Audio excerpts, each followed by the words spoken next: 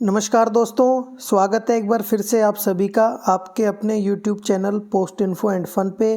तो दोस्तों, हमने अपनी पिछली वीडियो में देखा था क्विक बुक डोमेस्टिक के बारे में, कैसे हम लोग विद इन इंडिया जल्दी से जल्दी कोई भी booking speed post, register letter या फिर इंडिया पोस्ट पार्सल ये बुक कर सकते हैं।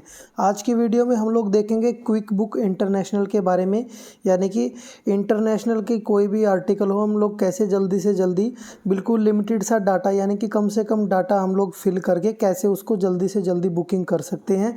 ये दोस्तों आज की वीडियो में देखने वाले हैं। क्विक बुक से जैसे मैंने आपको बताया था कि जल्दी से जल्दी बुक करके लिमिटेड डाटा, इसी के अंदर दोस्तों आप अलग अलग तरह की सर्विसेज हैं जो हमारे international track packet, international register letter, international air parcel, international speed post, जो ईएमएस मर्चेंडाइज और ईएमएस डॉक्यूमेंट वगैरह, तो वो सारी जो भी सर्विसेज हैं आप यहीं से बुक कर सकते हैं क्विक बुक इंटरनेशनल में। तो चलिए डिटेल में देखते हैं कैसे हम लोग इसकी बुकिंग करेंगे। तो सबसे पहले वही आपको बुकिंग सॉल्यूशन में जाना है, अपना काउंटर पीए को लॉगिन करके अपनी आईडी में बुकिंग सॉल्यूशन में आएंगे तो यहाँ पे देखिए क्विक बुक इंटरनेशनल का ऑप्शन आपको मिलेगा। तो क्विक बुक इंटरनेशनल पे क्लिक करने के बाद में आपके सामने देखो ये वाली स्क्रीन आएगी। तो जैसे ही आप यहाँ पे ये स्क्रीन दिखेगी तो सबसे पहले देखिए कंट्री नेम का ऑप्शन आएगा। तो जिस कंट्री में आपने जो पोस्ट है वो भेजनी है वो कंट्री आप यहाँ पे सिलेक्ट करेंगे। कंट्री सेलेक्ट करने के बाद में उस कंट्री में क्या क्या सर्विसेज अवेलेबल होंगी वो मेल सर्विस टाइप में आपको यहाँ पे दिखाई देगी। तो कंट्री नेम सेलेक्ट करने के बाद आपने यहाँ पे मेल सर्विस टाइप में जाना है। तो वहाँ पे जो जो भी सर्विसेज होंगी वो आपको दिखाई देंगी। जैसे इंटरनेशनल एयर पार्सल की सर्विस होगी तो इसका मैक्सिमम वेट 20 केजी तक जाएगा। इंटरनेशनल ब्लाइंड लेटर होगा तो उसका मैक्सिमम वेट 7 केजी तक होगा। इंटरनेशनल रजिस्टर्ड लेटर होगा उसका maximum weight 2 KG. International speed post कोई होगी तो उसका मैक्सिमम वेट 31.5 केजी। इस प्रकार से ट्रैक्ड पैकेट जो होगा इंटरनेशनल का उसका वेट 2 केजी। तो यहीं पे आपको सारी डिटेल आएंगी। आपको बार बार डेटा भी याद करने की ज़रूरत नहीं है कि कहीं मैं लिमिट से ज़्यादा आर्टिकल नहीं भेज दूँ या कुछ भी ऐसा। तो आपको यहीं पे सारी डिटेल्स आपको देखने को मिलेंगी।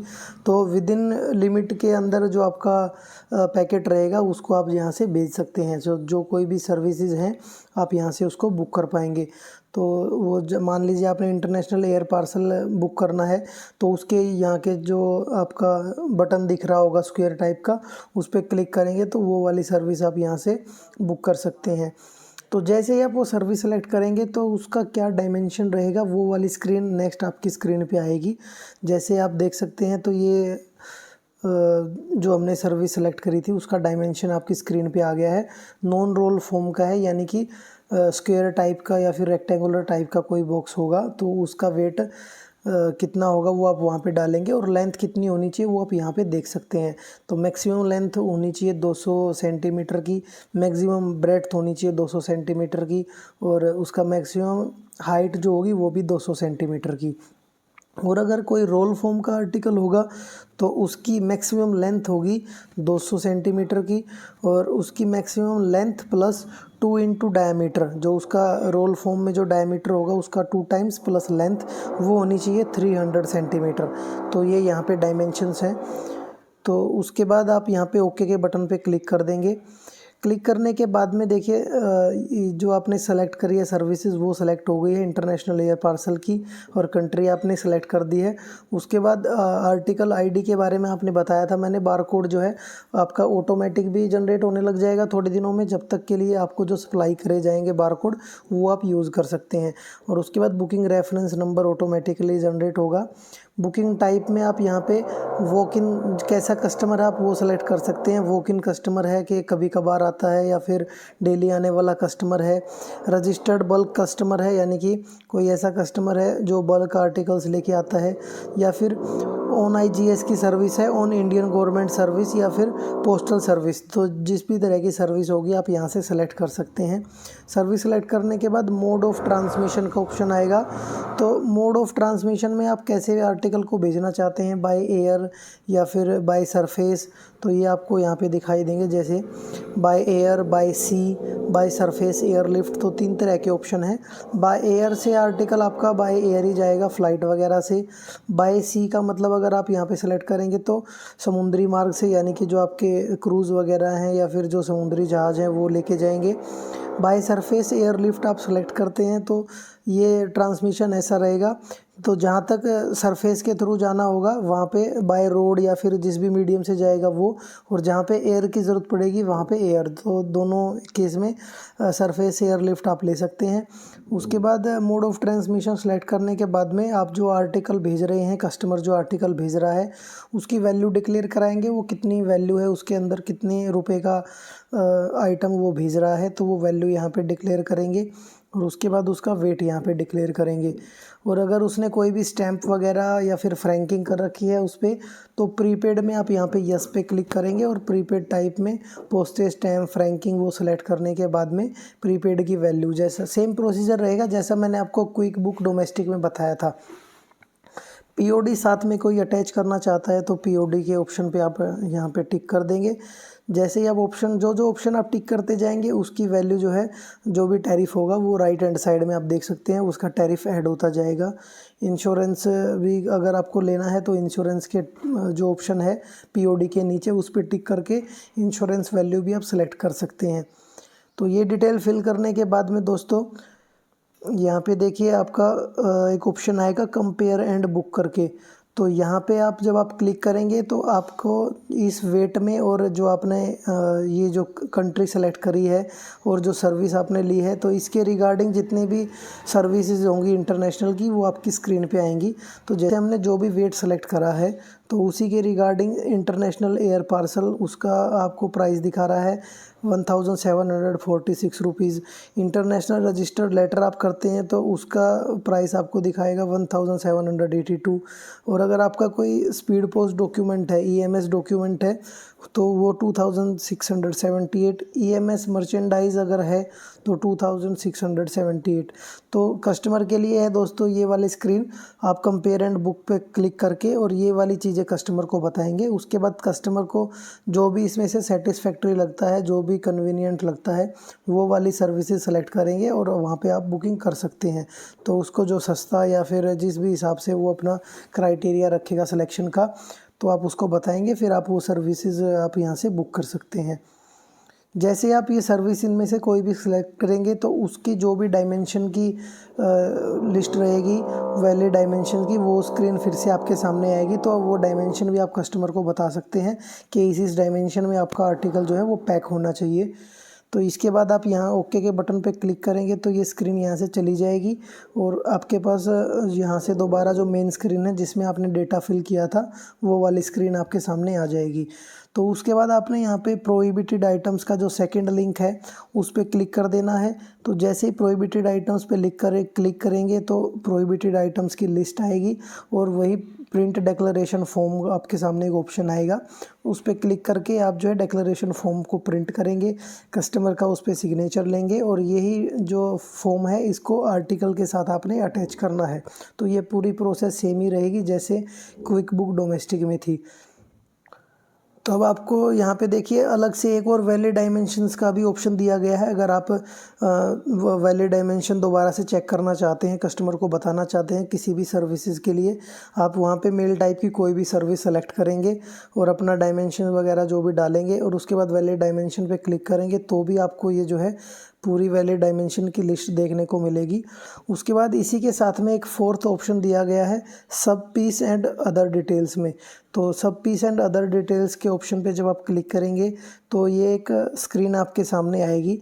तो ये डेटा आपने तब फिल करना है, मान लीजिए कस्टमर आपके पास कोई एक आर्टिकल लेके आया है और वो उसकी वैल्यू डिक्लेयर करता है 1000 रुपये और वेट उसके अंदर आपको बताता है कि ये 1 kg का है, 1000 ग्राम का, लेकिन उसके अंदर जो आर्टिकल्स हैं वो अलग अलग टाइप की कैटेगरी के हैं। यानी कि कुछ उसके अंदर क्लोथ्स हैं, 500 ग्राम के क्लोथ्स हैं, या फिर उसने उसमें कुछ और फूड आइटम्स हैं 200 ग्राम के, या फिर तीसरा आइटम उसके अंदर उसने कुछ और डाल रखा है उसकी वैल्यू और 200-300 ग्राम है। तो वो अलग अलग डेटा है तो वो आपने यहाँ पे डालना पड़ेगा। अगर आप ये डेटा यहाँ पे फिल करेंगे तो आपका जो CN 22 या फिर CN 23 आपका निकल के आएगा स्क्रीन पे। तो वो उसके साथ अटैच होगा और जिस भी कंट्री में वो जाएगा तो कस्टम ड्यूटी वगैरह होती है या फिर जहाँ पे वो चेकिंग करते हैं उनको ज़्यादा टाइम नहीं लगेगा। वो अंदर की डिटेल्स का डाटा सब वहाँ से बाहर से ही वेरीफाई कर सकते हैं और उसके बाद स्कैन करने के बाद वो ईजिली जो है डिलीवर करना आसान हो जाता है। वो कभी भी अटका नहीं रहेगा आपका आर्टिकल फ़ॉरेन पोस्ट ऑफिसेज़ में। तो ये बात आपको हमेशा याद रखनी है। जब भी कस्टमर आपके पास बुकिंग के लिए आएगा तो उससे उसके अंदर जो जो भी आर्टिकल्स होंगे उनकी वैल्यू आपने अलग अलग डिक्लेयर करवानी है और क्या क्या आइटम है वो आपने यहाँ पे सब पीस एंड अदर डिटेल्स में डालनी है। तो चलिए देखिए यहाँ पे मैं बता देता हूँ आपको।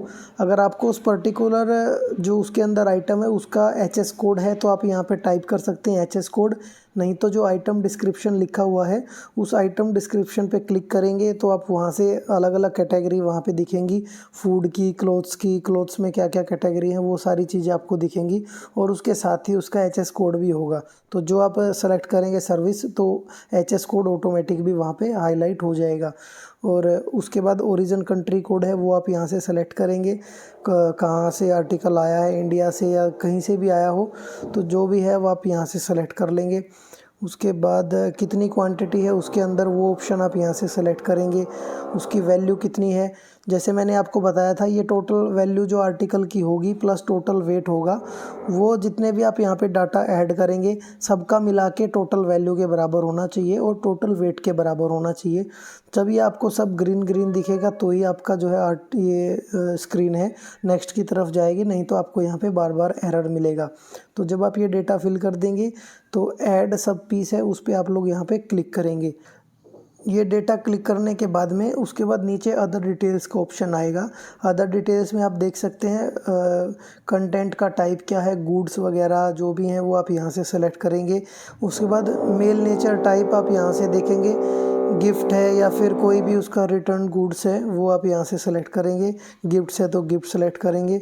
उसके बाद डिलीवरी इंस्ट्रक्शंस का ऑप्शन है, डिलीवरी इंस्ट्रक्शन पे क्लिक करेंगे तो यहाँ पे आपको दिखेगी पोस्टल जो नॉर्मल डिलीवरी है वो ऑप्शन और उसके बाद पोस्ट रिस्टेंटे का ऑप्शन। तो नॉर्मल डिलीवरी का ऑप्शन होगा, जैसे ही आप इस ऑप्शन पे क्लिक करेंगे तो आर्टिकल जो होगा वो एड्रेसी के घर तक जाएगा डिलीवर होने के लिए। वहाँ पे वो जो है आर्टिकल जो भी पोस्टमैन होगा वो लेके जाएगा घर तक और उसके घर पे डिलीवर करेगा।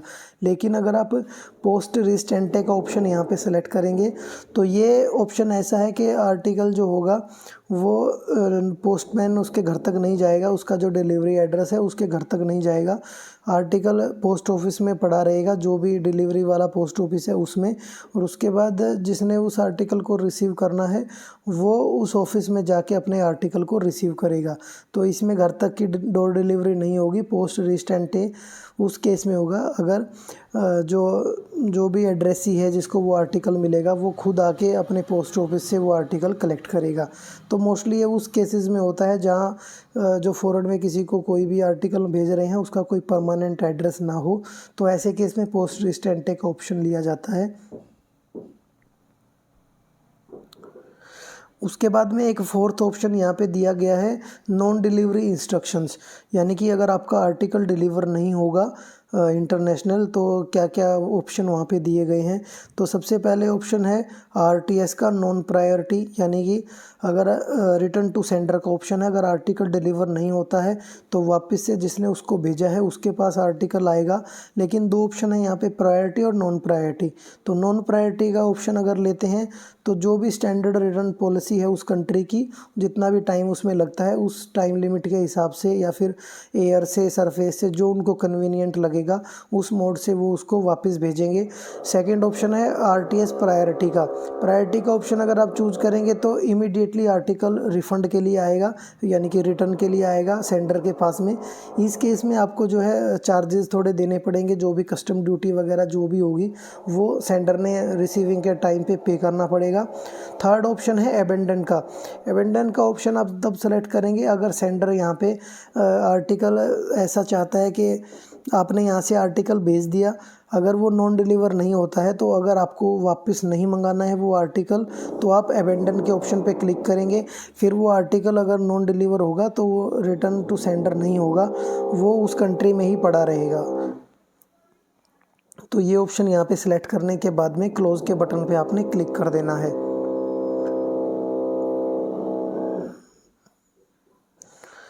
तो वो क्लोज़ के बटन पे क्लिक करने के बाद वो वाली स्क्रीन आपकी हट जाएगी और ये बुकिंग की जो स्क्रीन है मेन स्क्रीन वो आपके सामने आएगी। तो यहाँ पे फिर से आपने वैसे ही कस्टमर का मोबाइल नंबर आपने यहाँ पे टाइप कर देना है। मोबाइल नंबर टाइप करने के बाद में अगर वो उसका एड्रेस पहले से सेव हो चुका है, यानी कि फ्रीक्वेंट कस्टमर है, बार बार आता रहता है, तो वो मोबाइल नंबर आप यहाँ पे डाल के और सर्च एड्रेस पे क्लिक करके उसका एड्रेस भी सर्च कर सकते हैं। तो अगर आपने सेव कर रखा होगा तो सेंडर का जो डेटा होगा वो एज इट इज़ आपकी स्क्रीन पे ऑटोमेटिक फिल हो जाएगा। नहीं तो आपने इस जो सारी डिटेल्स हैं ये अपने आप यहाँ पे फिल करनी पड़ेंगी। तो डिटेल्स फिल करने के बाद में अगर फर्स्ट टाइम आप ये ऐड कर रहे हैं तो नीचे आपने यही return address for next booking के बटन पे टिक कर देना है। ऐसे ही रिसीवर की डिटेल्स आपने डालनी है और वो भी आप यहाँ पे अगर रिसीवर का एड्रेस आप चाहते हैं कि इसी एड्रेस पे एक और आपने बुकिंग करनी है तो return address for next booking के लिए आप इस बटन पे क्लिक कर सकते हैं नीचे। तो बुकिंग करते टाइम कस्टमर के मोबाइल नंबर पे एक OTP आएगा, वो मोबाइल नंबर आपने टाइप करना है और सेंड OTP के बटन पे क्लिक कर देना है। तो जैसे आप इस OTP के बटन पे क्लिक करेंगे कस्टमर के मोबाइल पे एक OTP आएगा, वो OTP आपने यहाँ पे टाइप करना है और वेरीफाई OTP के ऑप्शन पे क्लिक कर देना है। तो वेरीफाई होते ही आपने यहाँ पे सबमिट का ऑप्शन आएगा, उस सबमिट के बटन पे क्लिक करना है। OTP अगर रीसेंड भी करना चाहते हैं तो दोबारा से आप यहाँ पे OTP डाल के और रीसेंड भी कर सकते हैं। सबमिट करने के बाद यहाँ पे आपकी स्क्रीन आ जाएगी जिसमें आप जो है लास्ट में सबमिट सक्सेसफुली का मैसेज आएगा और मेन स्क्रीन जो आपकी बुकिंग वाली है वो आपके सामने आएगी और व्यू कार्ड का जो ऑप्शन है वो आपके सामने हाईलाइट हो जाएगा राइट हैंड साइड में। तो जैसा क्विक बुक डोमेस्टिक में था, कोई भी आर्टिकल की डिटेल अगर आपसे गलत फिल हो गई है तो आप यहीं से उसको डिलीट कर सकते हैं और नेक्स्ट बुकिंग आप कर सकते हैं। तो वो आप तो देखिए जैसे ही व्यू कार्ड के ऑप्शन पे क्लिक करा तो ऐसे ही आर्टिकल की डिटेल आपके सामने आ गई। अगर आर्टिकल डिलीट करना है तो जो ये एरो बटन आपको दिख रहा है लास्ट में रेड कलर का डिलीट का एक्शंस के नीचे, वहाँ से आप डिलीट भी कर सकते हैं। ऐसे ही और भी आर्टिकल्स आपके ऐड होते जाएंगे। तो 3-4 आर्टिकल अगर ऐड हो गए और किसी एक को क्लिक करना है तो जिसके सामने का ये रेड कलर का ऑप्शन है उससे आप उसको डिलीट कर सकते हैं। उसके बाद क्लोज वाली स्क्रीन जो है बटन उस पर आप क्लिक करेंगे। क्लिक करने के बाद नेक्स्ट ऑप्शन है पेमेंट का व्यू कार्ट के साइड में, तो आप पेमेंट के ऑप्शन पे आ जाएंगे। पेमेंट के ऑप्शन पे आते ही आपको 2 ऑप्शन देखने को मिलेंगे, जैसा मैंने आपको पहले ही बताया था कि कैश से आप पेमेंट करवा सकते हैं, नहीं तो UPI QR से पेमेंट करा सकते हैं। अगर आप UPI QR पेमेंट करवाते हैं तो हर पेमेंट के लिए आपका एक नया QR कोड जनरेट होगा और वो मैंने आपको बताया था कि रियल टाइम बेसिस होगा, यानी कि तुरंत कस्टमर के अकाउंट से पैसे कट के इंडिया पोस्ट के अकाउंट में जाएंगे। और अगर कस्टमर के अकाउंट से पैसे कट गए हैं और यहाँ पे पेमेंट वेरीफाई नहीं हुआ तो तुरंत ही उसके अकाउंट में रिफ़ंड भी जाएगा। और हर ये QR कोड आपने ऐसे कहीं पे चिपकाना नहीं है। हर जो भी कोई आप ट्रांजैक्शन करवाएंगे, कोई भी बुकिंग करेंगे, बुकिंग करते टाइम जब भी आप QR पेमेंट पे जाएंगे हर बार नया QR कोड जनरेट होगा। तो यहाँ पे QR कोड को स्कैन करके यहाँ से स्कैन कराएंगे और पेमेंट भी कर देंगे। पेमेंट करने के बाद वैसे ही आपके पास यहाँ पे ऑप्शन आएंगे प्रिंट लेबल का, प्रिंट कस्टमर डिक्लेरेशन फॉर्म और प्रिंट बारकोड और प्रिंट ऑल रिसिप्ट। तो प्रिंट लेबल पे क्लिक करके यहाँ से जो लेबल होगा स्क्रीन पे आएगा उसका प्रिंट ले सकते हैं। प्रिंट लेने के बाद प्रिंट CD फॉर्म यानी कि कस्टमर डिक्लेरेशन फॉर्म, यहीं से आपका जो CN22 बोलते हैं या फिर CN23 है वो आपकी स्क्रीन पे आएगा। तो वो आपने अलग से लेने की ज़रूरत नहीं है। जब वो आपने कस्टमर डिक्लेरेशन वहाँ पे डाली थी सब पीस एंड डेटा और उससे पहले जो उसकी पूरी की पूरी जो आप देख सकते थे डिज़ायर्ड डिक्लेयर्ड वैल्यू और जो वेट था उसके हिसाब से आपका जो है कस्टमर डिक्लेरेशन फॉर्म आएगा। तो वो CN22-23 ही आप यहाँ से प्रिंट लेके और आर्टिकल जो होगा उसके साथ आपने अटैच कर देना है, अलग से आपने फॉर्म फिल कराने की ज़रूरत नहीं है। तो ये जो है यहाँ से लेने के बाद में आपका जो नेक्स्ट ऑप्शन है प्रिंट बारकोड का, तो उसके ऑप्शन पे क्लिक करेंगे तो आपका जो बारकोड है वो प्रिंट होके आएगा आपकी स्क्रीन पे और आपने थर्मल प्रिंटर से इसको प्रिंट करके और आर्टिकल पे चिपका देना है। तो ये प्रोसेस करने के बाद जो लास्ट में ऑप्शन आप देख सकते हैं प्रिंटर टाइप में डॉट मैट्रिक्स या जो भी प्रिंटर है आपका, और प्रिंट ऑल रिसिप्ट्स का ऑप्शन है। यही ऑप्शन ऐसा कैसा आपका क्विक बुक डोमेस्टिक में भी आएगा। तो यहाँ से आप प्रिंट ऑल रिसिप्ट पे क्लिक करेंगे तो इसकी जो भी रिसिप्ट होगी आप देख सकते हैं आपकी स्क्रीन पे। तो जैसे ये MPCM प्रिंटर से आप निकालते हैं तो वैसे ही आपकी रिसिप्ट आपकी स्क्रीन पे आएगी। और रिसिप्ट प्रिंट सक्सेसफुली हो गई है तो यस करेंगे, अगर फेल हुई है तो नो पे क्लिक करेंगे और रीप्रिंट करेंगे। तो सक्सेसफुल प्रिंट करने के बाद यहाँ पे यस सक्सेसफुल पे क्लिक करेंगे तो आपकी जो ये है रिसिप्ट वो जनरेट हो जाएगी। और इसका प्रिंट लेने के बाद में एक कस्टमर की को हैंड ओवर कर देनी है कॉपी, और एक आर्टिकल के साथ अटैच कर देनी है। तो इस प्रकार से दोस्तों ये पूरा प्रोसीजर था जो आप क्विक बुक इंटरनेशनल को बुक करेंगे कोई भी आर्टिकल, तो इसी में आप अलग अलग सर्विसेज में बुक कर सकते हैं। तो उम्मीद है दोस्तों वीडियो आपको अच्छी लगी होगी, इन्फॉर्मेटिव लगी होगी। तो वीडियो को ज़्यादा से ज़्यादा शेयर करें, मेरे चैनल को भी सब्सक्राइब करें। चलिए मिलते हैं नेक्स्ट वीडियो में, तब तक के लिए धन्यवाद। जय हिंद, जय भारत।